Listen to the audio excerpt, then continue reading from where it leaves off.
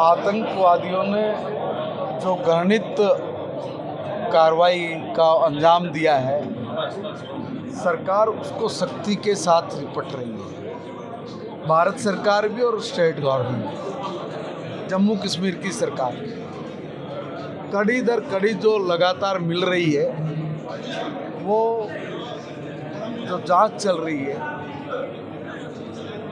पूरी होते ही एक बात तय है कि कोई भी बचेगा नहीं। और जिस तरह से ब्रेन वॉश करके और पढ़े लिखे नौजवानों का भी इस्तेमाल और जो घटिया काम के लिए किया जाना है। अब एक चीज़ तो साफ है कि जो ये कहते थे कि आतंकवाद का कोई धर्म नहीं, आतंकवाद का कोई चेहरा नहीं, वो सब चीज़ें सामने आ रही हैं और सामने नहीं आ रही है। भारत की सरकार ने आतंकवादियों पर जिस तरह की कार्रवाई की है, उसके रिजल्ट भी हमारे सामने हैं। पहले जब भी हिंदुस्तान में कोई भी इस तरह की घटना आतंकवादी करते थे तो सैकड़ों संगठन निकल के आते थे कि हम जिम्मेवारी लेते हैं, हम जिम्मेवारी लेते हैं। अब जिम्मेवारी नहीं ले रहे, मुंह ढक रहे हैं। और कार्रवाई के बाद पाकिस्तान में जो आतंकवाद के प्रोदा हैं, जो प्रोसते हैं, जो ये घटिया और नीच काम करके अशांति फैलाने का काम करते हैं, वो ISI के संरक्षण में सेफ हाउस में पाकिस्तान की सरकार उनको पनाह दे रही है। मगर हम लोग साफ है कि जो भी जांच के बाद निकल के आएगा, चाहे आप सेफ हाउस में रखिए चाहे कहीं रखिए, भारत अपनी कार्रवाई जरूर करेगा और कड़ी कार्रवाई करेगा। जो भी ऑर्गेनाइजेशन, देखिए कोई भी यूनिवर्सिटी है या कोई भी स्कूल है, वो किसी को आतंकवादी बनाने के लिए नहीं होता है, मगर जो सोच है आदमी की, वो सोच गलत रास्ते पर लेकर जाती है।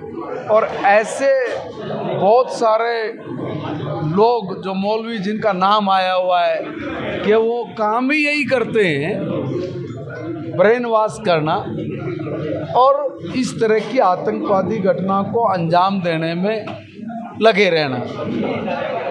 मगर सरकार के कड़े निर्णय और कड़ी कार्रवाई से आज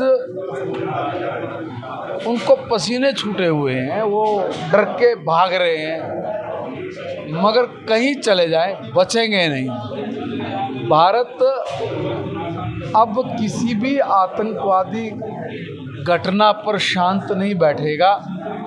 किसी भी आतंकवादी घटना के बाद दंडित किए बगैर छोड़ेगा नहीं। अब ये नया भारत है।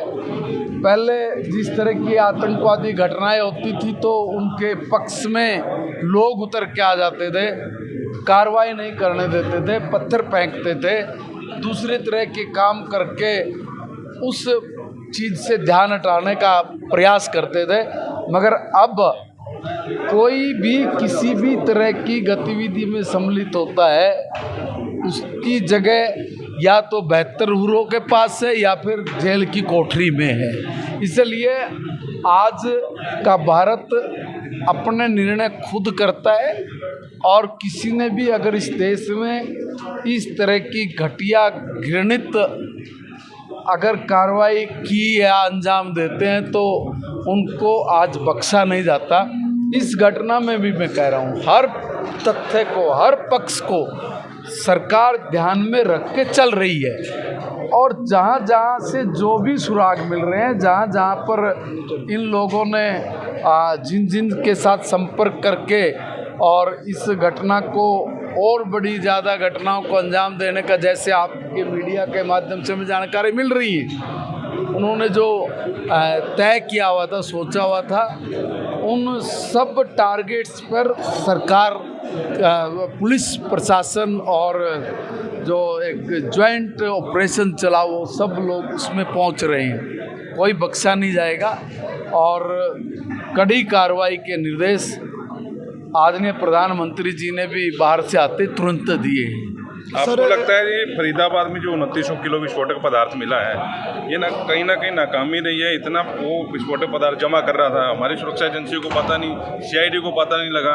देखिए, ये नहीं कहा जा सकता कि कौन आदमी क्या कर रहा है।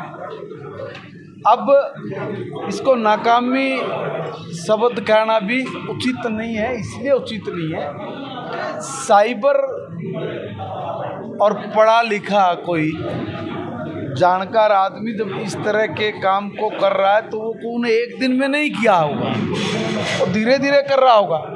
सुराग मिला है तभी कार्रवाई हुई है, सुराग मिला है तभी इन आतंकवादियों तक पहुंचा गया है। जब उनको ये लगा कि अब पकड़ में आ गए हैं,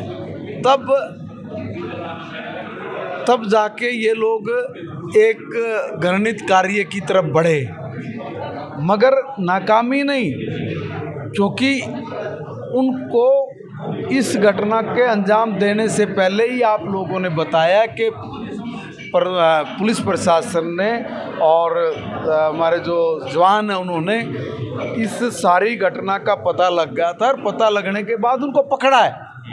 तो उनका जो संपर्क था उस संपर्क तक पहुंचना और पहुंचकर उसको अंजाम देने से रोकना और उनको समय रहते कार्रवाई करके पकड़ लेना, ये नाकामी नहीं है। ये आप जवान के हौसले को डाउन नहीं करना है। उन्होंने जैसे जैसे किसी चीज़ की खबर मिली, किसी चीज़ का सुराग मिला, उस पर त्वरित कार्रवाई की है। एक बड़ी घटना को अंजाम देते उससे पहले हमारे जवानों ने उसको निष्फल कर दिया। सर, यूनिवर्सिटी में NIA की टीम पहुंची है, उसके बाद स्कूल भी चलते हैं इसके, इससे जो देखिए वो उसमें क्या जांच होगी? देखिए, NIA हमारी एक ऐसी संस्था है जो हर बारीक से बारीक पहलू पर भी काम करती है, इसलिए जो भी इन सब चीज़ों से संबंधित सुराग मिलते जाएंगे उसी तरीके से इन सब लोगों के ऊपर भी कार्रवाई होती चली जाएगी। और एक बात ये तय है कि जो भी लोग इन आतंकवादी घटनाओं में सम्मिलित हैं वो कोई बचेगा नहीं, किसी भी सूरत में नहीं बचेगा। माननीय प्रधानमंत्री जी ने आते ही एक बैठक बुलाई और जिसमें माननीय न्यायालय ने, सुप्रीम कोर्ट ने ये कहा था कि हमारे बच्चों पर इस एयर क्वालिटी के कारण कोई नुकसान ना हो, उनकी हेल्थ का ध्यान रखा जाए।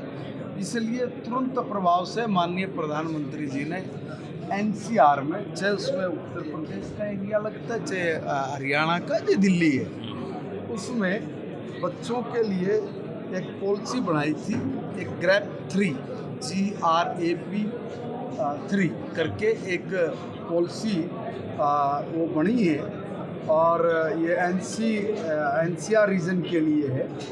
और इसमें डिप्टी कमिश्नर को ये आदेश जारी हुए हैं कि वो अपने अपने एरिया में एक लेवल से ऊपर जब भी ये प्रदूषण होगा तो उसमें वो या ऑनलाइन क्लास की या हाइब्रिड क्लास उसकी व्यवस्था करें।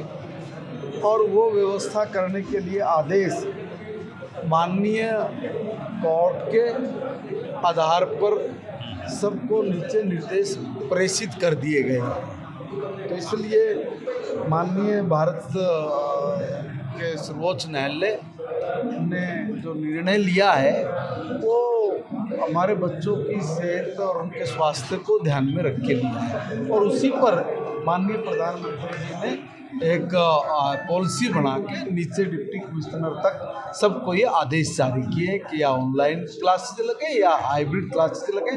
अब जब मैं उसके बारे में अभी पूछ रहा था कि इसकी व्यवस्था, तो वो माननीय डिप्टी कमिश्नर पर छोड़ा गया कि वो उनकी व्यवस्था को ध्यान में रख के आगे बढ़े। सरकारी और गैर सरकारी दोनों है जी?